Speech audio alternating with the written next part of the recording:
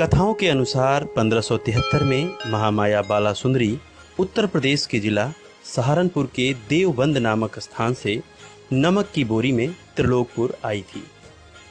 कहा जाता है कि एक बार त्रिलोकपुर और नाहन रियासत में नमक का अभाव हो गया था और ज़्यादातर नमक सहारनपुर के देवबंद नामक स्थान से लाना पड़ता था।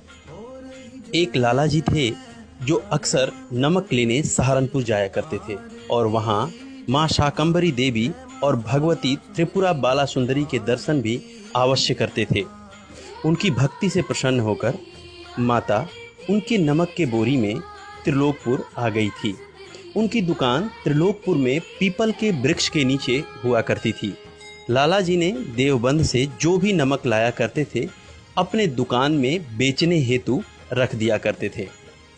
नमक बिकता जाता था पर दुकान से नमक खत्म नहीं होता था। लाला जी उस पीपल के वृक्ष को हर रोज सुबह जल देकर उनकी पूजा करते थे। उन्होंने नमक बेचकर बहुत पैसा कमाया, लेकिन वह एक दिन चिंता में पड़ गए कि आखिर हमारा ये नमक खत्म क्यों नहीं होता।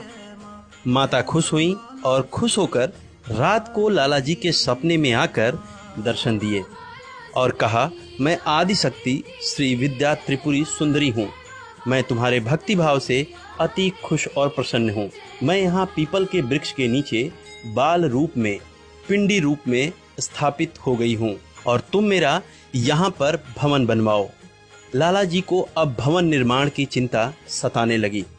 लाला जी ने फिर माता की आराधना की और उनसे कहा कि इतने बड़े भवन निर्माण के लिए मेरे पास सुविधाओं व पैसे की कमी है माता।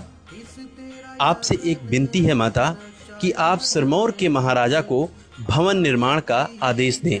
माँ ने अपने भक्त की पुकार सुन ली और उस समय सिरमौर के राजा प्रदीप प्रकाश को सोते समय स्वप्न में दर्शन देकर भवन निर्माण का आदेश दिया।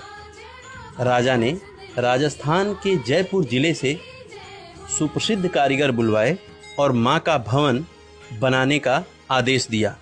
कुछ ही दिनों में माँ का भवन बनकर तैयार हुआ, जिसका नाम रखा गया माता बाला सुंदरी, जो आज भी काले आम के समीप त्रिलोकपुर में स्थित है।